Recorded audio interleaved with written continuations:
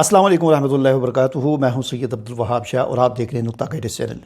ناظرین، آج کی اس ویڈیو میں ہم بات کریں گے آپریشن بنیان مرصوص. اس کے اندر پاکستان نے کن اخلاقی قدروں کا خیال رکھا اور اخلاقی اقدار کی ایک اعلیٰ مثال قائم کی، جنگی اخلاقی اقدار کی ایک اعلیٰ مثال قائم کی. بنیان مرصوص ایک ایسا آپریشن تھا جو دہائیوں تک یاد رکھا جائے گا، اور اب انشاءاللہ یہ آپریشن دنیا بھر کی دفاعی اور فوجی تربیتی کلاسوں کا حصہ بن چکا ہے.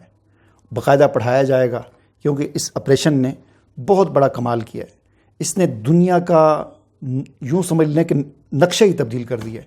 اس پر بھی میں انشاءاللہ اگلی ویڈیو میں بات کروں گا کہ اس آپریشن سے کیا کیا تبدیلیاں آئی ہیں، یعنی آ چکی ہیں. آپ سمجھ لیں کہ وہ تبدیلیاں آ چکی ہیں. وہ بھی میں 1 2 3 4 5 6 آپ کو انگلیوں پہ گنواؤں گا کہ کیا کیا فوائد. انشاءاللہ وہ اگلی ویڈیو میں اس پہ بات کروں گا. آج صرف چند ایک جنگی اخلاق کے بارے میں بات کرتے ہیں کہ جن کا خیال پاکستان نے رکھا. آپ دیکھیں، انڈیا نے تمام اخلاقی اقدار کو پامال کرتے ہوئے میزائل کہاں پر داغے؟ مذہبی مقامات پر، مقدس مقامات پر. چونکہ مودی سرکار جو ہے ایک مذہبی جنونی شدت پسند ہے، تو اس نے جس طرح اپنے ملک کے اندر کسی زمانے میں گجرات میں مذہبی فسادات بھڑکائے، اور اس کے بعد پچھلے 10 سال سے اس کی حکومت ہے، وہ اپنے ہر وقت اس کی کوشش ہوتی ہے کہ ہندو مسلم فسادات ہو جائیں، مار دیں گے مسلمانوں کو، یہ کر دیں گے، اور ظلم و ستم وہاں پر ہوتا رہتا ہے. اور اس جنگ جو پہلگام واقعہ اس نے کیا، تو اس کے اندر بھی اس نے اسی چیز کو ہوا دینے کی کوشش کی کہ جی وہ قاتلوں نے لوگوں کے شناختی کارڈ چیک کر کے چن کے ہندوؤں کو مارا. یعنی ہر جگہ پر وہ ہندو مسلم اسی چیز کو گھسیڑتے ہیں. یہاں تک کہ جب اس نے اٹیک کیا تو اس نے اٹیک بھی مسجدوں پر کیا. باولپور میں مسجد، مرودکے میں مسجد، مظفر آباد میں مسجد، مساجد پر اٹیک کیے. دنیا کے اندر کچھ جنگی اخلاقیات ہوتی ہیں، ٹھیک ہے نا، اور یہ اخلاقیات سب سے پہلے اسلام نے سکھائی ہیں. ٹھیک ہے، ہمارے دین نے، ہماری شریعت نے یہ تعلیم دی ہے کہ جنگ میں کسی درخت کو بھی نقصان نہ پہنچاؤ، کسی فصل کو نقصان نہ پہنچاؤ. ٹھیک ہے نا، اس سے منع کیا گیا ہے. اور حضور نبی کریم صلی اللہ علیہ وسلم کی سنت، آپ کے جو غزوات ہیں، جو سرایہ ہیں، ان کے اندر جو آپ کی ہدایات ہیں، اور عملی اور پریکٹیکلی آپ کی جو سنت ہے، ان سے بھی یہ چیزیں ثابت ہوتی ہیں کہ درختوں کو نقصان نہیں پہنچانا، فصلوں کو نقصان نہیں پہنچاتا. حالانکہ بظاہر تو درخت اور فصلیں تو کیا ہیں، یہ کوئی انسان تو نہیں ہے، لیکن یہ جنگی اخلاقیات ہمارے دین نے ہمیں دی ہیں. ٹھیک ہے، ہاں وہ الگ بات ہے کہ اگر کوئی شخص کسی درخت، کوئی دشمن جو ہے درخت کی آڑ میں آپ پر حملہ کرتا ہے، تو اس میں اگر درخت زد میں آ جائے تو وہ کوئی بات نہیں، لیکن بلا وجہ اس طرح نہیں کرنا چاہیے. ٹھیک ہے، تو بوڑھے کو نہیں مارنا، بچے کو نہیں مارنا، عورت کو نہیں مارنا. ٹھیک ہے نا، سوائے اس کے کہ وہ بوڑھا یا عورت خود جنگ لڑ رہے ہوں تو وہ پھر الگ بات ہے، لیکن اگر وہ جنگ نہیں لڑ رہے تو ان کو نہیں مارنا. ٹھیک ہے، لیکن آپ دیکھیں کہ ہندوستان نے جو میزائل مارے انڈیا نے، اس میں بچے 2 سال کے بچے شہید ہوئے. ٹھیک ہے، عورتیں شہید ہوئیں بلا وجہ کی. تو پاکستان نے جو اخلاقی اقدار قائم کی، ان میں سے 3 4 میں آپ کو بتاتا ہوں. مثلا پاکستان اگر چاہتا تو مندر کو بھی نشانہ بنا سکتا تھا. جو پاکستان نے فتح میزائل چلائے تو وہ پن پوائنٹ جو رکھی گئی تھی، ایسا تو نہیں تھا کہ بس ہوا میں مار دی انڈیا کی طرف کر کے جہاں مرضی گر جائیں، ایسا تو نہیں تھا. وہ تو کمپیوٹرائز نظام ہے، جو آپ جگہ سلیکٹ کریں گے تو وہ جو ہے پن پوائنٹ اس جگہ پر جا کے لگتا ہے میزائل. پاکستان اگر چاہتا تو پاکستان بھی کسی مندر کو مار سکتا تھا، لیکن پاکستان نے مسجدوں کا بدلہ، شہید بچوں اور عورتوں کا بدلہ مندروں سے نہیں لیا.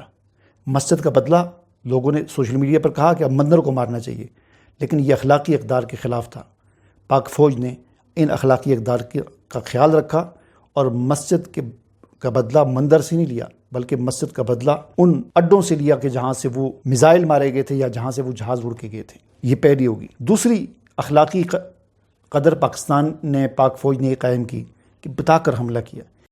ہم صرف اس کو یہ کہنا چاہتے ہیں، نہ ہم تمہاری طاقت، نہ تمہاری مکاری اور تمہاری جارحیت سے مروب ہونے والی قوم ہے.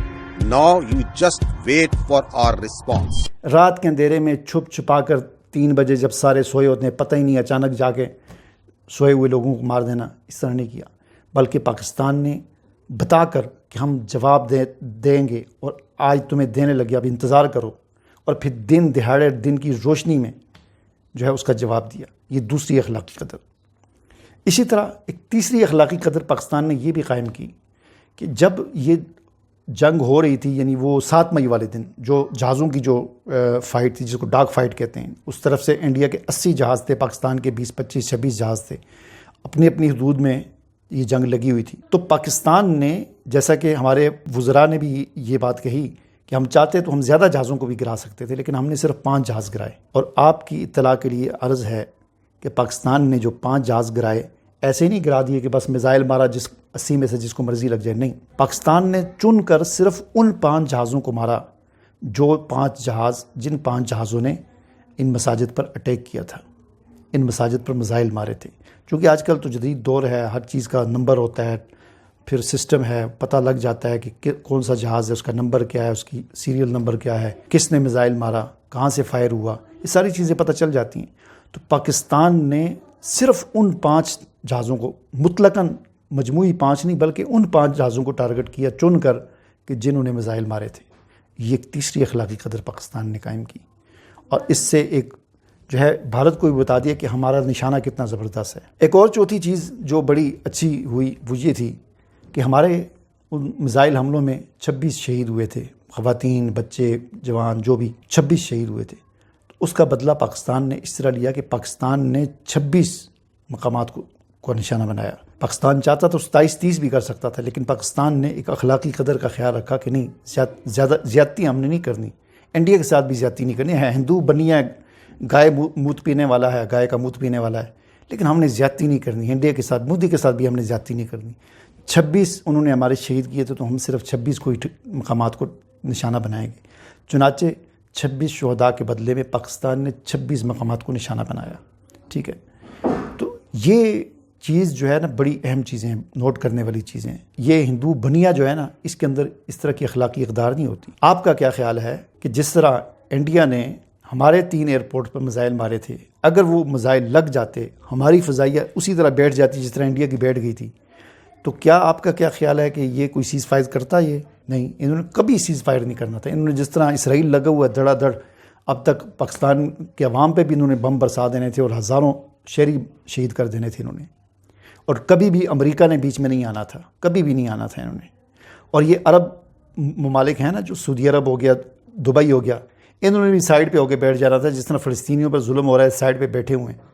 انہوں نے بس صرف OIC کا اجلاس بلا لینا تھا، باقی کچھ نہیں کرنا تھا انہوں نے۔ لیکن اللہ کے فضل نے، اللہ نے پاکستان کی حفاظت کی کہ پاکستان کے ایئرپورٹ پہ انہوں نے جو میزائل مارے، ان کو فضا میں اڑا دیا گیا، کوئی خاص نقصان نہیں ہوا۔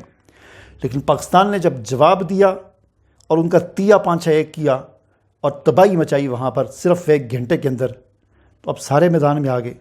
خود سب سے پہلے تو خود انڈیا نے جنگ بندی کا اندیہ دے دیا کہ بند ہونا چاہیے اب اس جنگ۔ پھر امریکہ بھی میدان میں آ گیا، ٹرمپ بھی آ گیا، وہ چودھری کا مرغا جو ہے نا شکست کھا رہا تھا، تو چودھری صاحب بھی بیچ میں آ گئے، ٹھیک ہے نا۔